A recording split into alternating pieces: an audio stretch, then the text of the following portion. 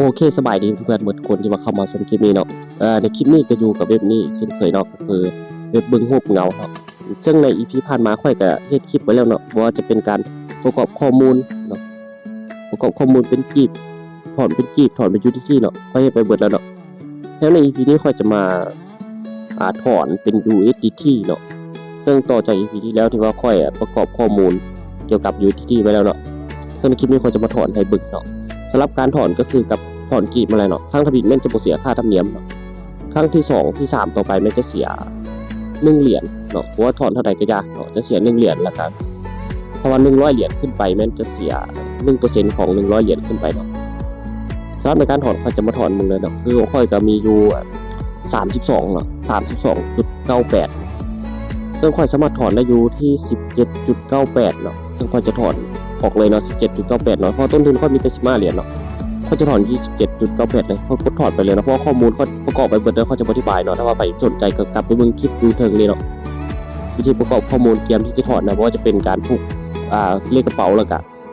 ตั้งหัดพานถอนเงินแล้วก็KYCเนาะเดี๋ยวจะค่อยจะกดถอนเลย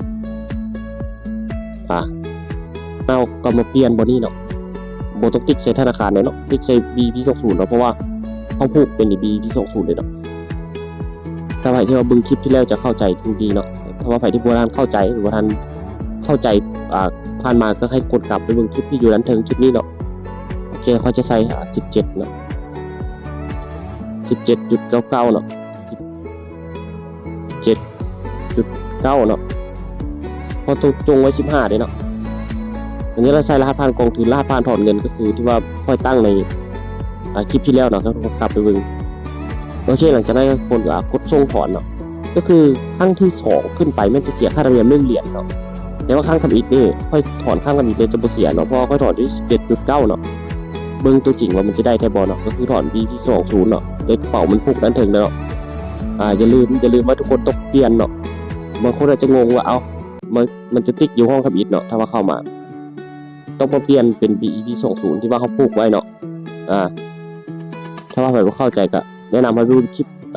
ก่อนหน้านี้คืนก่อนเนาะเดี๋ยวเขาจะกดส่งถอนเลยเนาะมันจะบอกว่าสำเร็จเนาะแต่ว่าต้องรอท่าก่อนรอท่าแป๊บนึงเนาะว่าจะซ่าหรือไวเดี๋ยวเขาจะมาอัปเดตต่อเนาะเพราะว่าเขาถอนอยู่ที่18:08 เนาะก็คือการถอนเงินแม่นวันจันทร์หาวันศุกร์เนาะเวลา 12:00 นหา 23:00 นหรือว่าเที่ยงคืนนั่นแหละเนาะสามารถถอนได้เนาะในเวลานี้นะโอเคนอกจากที่ว่าค่อยได้รอท่ามาประมาณ10 นาทีกว่าเนาะหรือว่าโดนเนาะแต่ว่าบ่โดนจนเกินไปเนาะบางครั้งก็ไวได้ 2-3 นาทีก็เข้าเนาะก็ค่อยถอนอยู่ที่ 17.9 USD เนาะ USDT เนาะค่าธรรมเนียมมัน0เนาะเพราะว่าค่อยหัดมาถอนเพื่อทำอีกเนาะยังบ่มีการถอนที่ผ่านมาเนาะเงินก็ได้เข้าไปในกระเป๋าค่อยไปที่เรียบร้อยเนาะซึ่งค่อยถอนเข้าในกระเป๋าของธาตุวอลเล็ตเนาะก็คือ 17.9 เดี๋ยวเข้าไปเบิ่งในกระเป๋ากันเลยก็คือบินนี้เลยเนาะคนเนาะก็คือ 17.9 USDT เนาะทุกคนเนาะในเวลาอยู่ที่ 17:25 เนาะ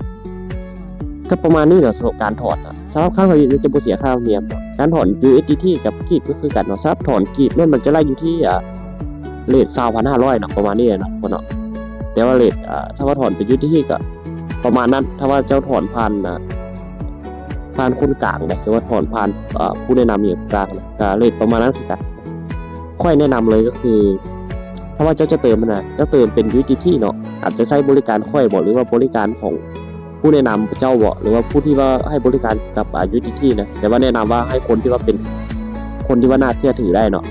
ถึงใช้บริการของเจ้าเนาะเติมเป็น USDT เข้าแล้วก็มาถอนไม่เจ้าถอนกรีบเองได้เลยเนาะจะสะดวกหลายเนาะซึ่งระบบนี้เขาจะแนะนำแบบเนาะโอเคเนาะสำหรับคลิปนี้ก็จะขอจบประมาณนี้เนาะถ้าพวกเข้าใจตัวใดก็ทักมาปรึกษาเขาได้เนาะเบอร์เขาจะแนบไว้ในใต้คลิปนี้เนาะแล้วก็ให้ทุกคนฝาก